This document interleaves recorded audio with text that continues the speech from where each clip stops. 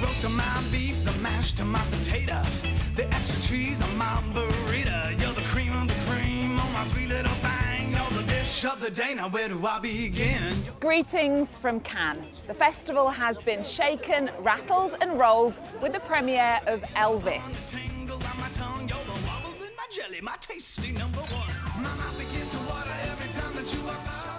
It's the latest film from Australian director Baz Luhrmann, the genius behind Romeo and Juliet and Moulin Rouge. Rising star Austin Butler steps into the blue suede shoes of Elvis, and his manager is played by Tom Hanks. Elvis's shadow looming large over Cannes, the signature jewelry and sunglasses, the towering pompadour. Wherever the king goes, his lookalikes follow, and his legend endures. He finished every show completely drenched. He was a showman. Everyone remembers his hip thrust. He was a handsome man, also a bad boy. He still inspires, even today, I think, yeah? He's the king. He earned that name. At first, he was just a man. But when he got on stage, his energy and his scandalous pelvic gyrations brought his young audience to their knees. Women lost their minds, conservatives too. In Baz Luhrmann's movie, Elvis is the one who sent American Puritans into a state of shock. I'm really interested in America in the 50s and the 60s and the 70s. And, you know, he was at the center of pop culture. So he's kind of a canvas, you know, to paint a picture of those times. The biopic sweeps us up into a constant whirlwind of high-voltage shows. Backed by a street-smart manager, the king built himself over a 25-year career and a legacy beyond it. His music and his looks fused together. I believe it was the first time that someone invented himself in such a way.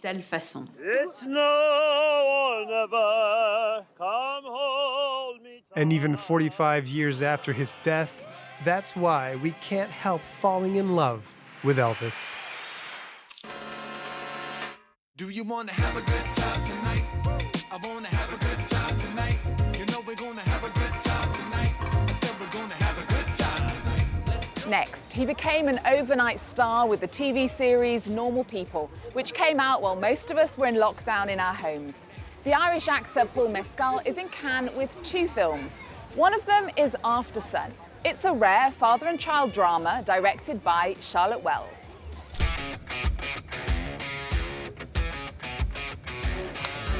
Charlotte Wells and Paul Mescal, hello. Hi. Hello. Congratulations on the film. Is this your first time in Cannes?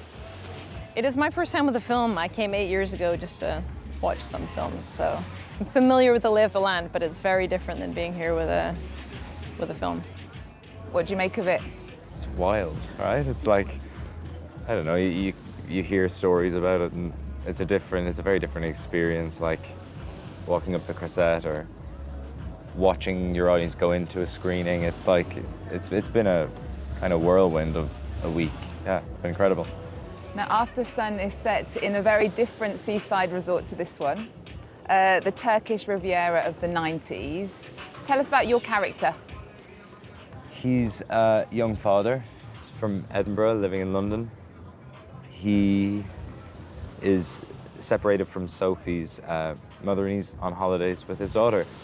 That's like but he's a man who is wrestling, I think, with being a young father in the world, being a good father, trying to be a good person in the world, trying to achieve his own personal ambitions and kind of, I think, wrestling with his own shortcomings or where his discomfort with the world. And I think he suffers from like his mental health is in a bad place when we encounter him in the film. But I think fundamentally he's somebody who loves his daughter very much and finds it hard to love himself. And Charlotte, it's rare to see a story about a father and a child. It feels very personal. Is it? Yeah, definitely inspired by my relationship with my dad.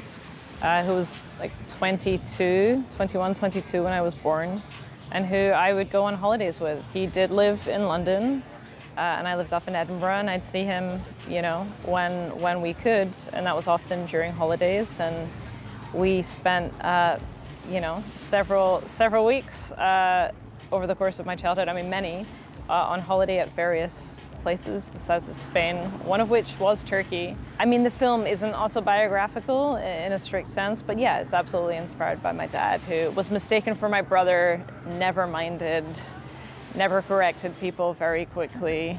It seemed like a very fun starting point for a relationship, and something I didn't really feel like I had seen before, especially, as Paul said, like a father who is a good father, you know? It's the thing about Callum is that's the thing he's best at.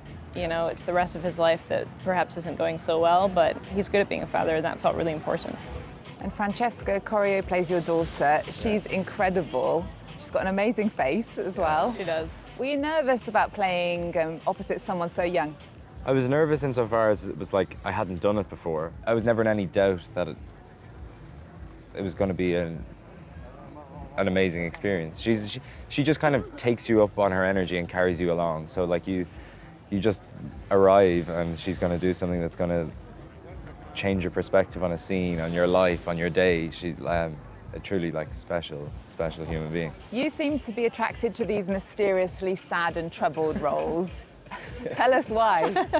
I don't know.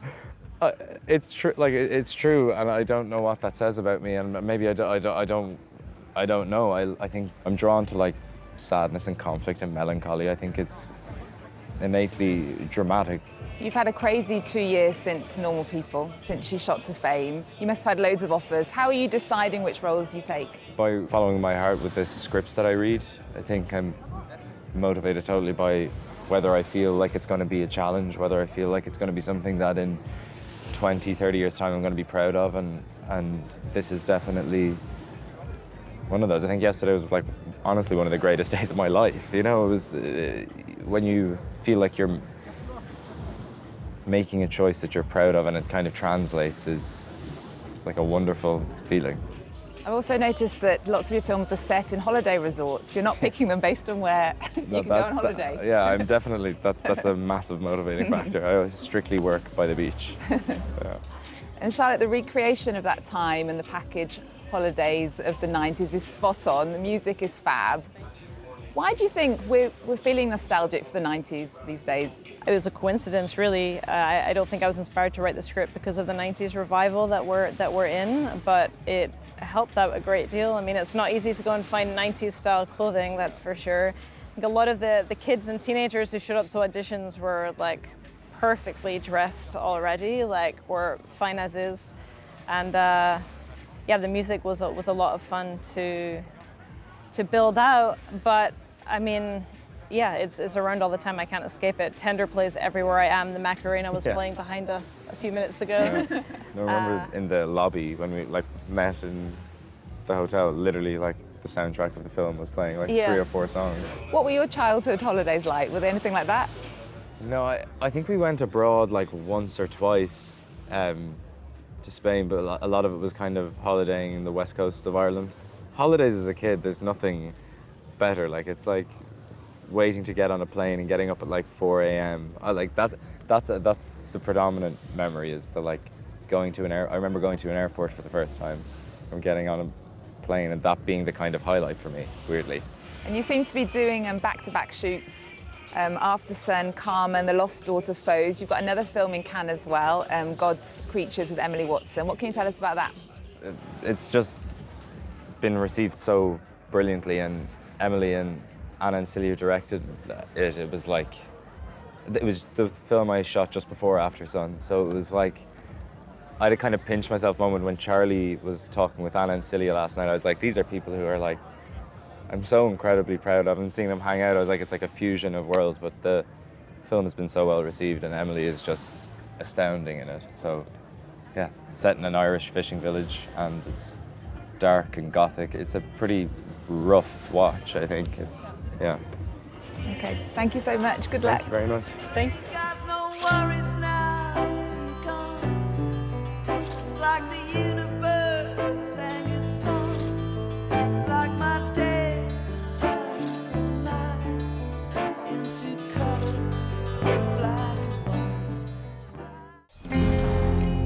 1973, the Roe versus Wade ruling by the US Supreme Court gave women the right to abortion. 50 years later, a leaked confidential document confirms the Supreme Court intends to overturn the decision, transforming the country into a medical desert for women wishing to have an abortion. It's really disheartening. Desperate women are going to do desperate things, and you're going to start seeing self-managed abortions that are dangerous, and then people will die. Women will die.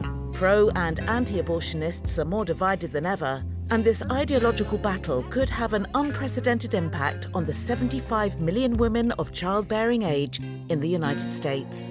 Even if Roe v. Wade were not overturned, we've already found a way to stop abortion. And if we have to do it city by city, that's what we'll do. Watch Reporters, US Abortion Rights Under Threat on France 24 and France24.com. It's one of the most iconic features of the French capital. Not the Eiffel Tower or Notre Dame Cathedral, but the Paris Metro. Now, call me a nerd, but the Paris Metro is one of my favorite features about the city, and there's so many fun facts to know about it. But how has the Metro evolved since it was first created some 120 years ago? And how is it dealing with current challenges like overcrowded trains or strikes? Join us for this episode of French Connections Plus, where we head underground and discover the Paris Metro. French Connections Plus, presented by Jeannie Godula and Florence Villemino.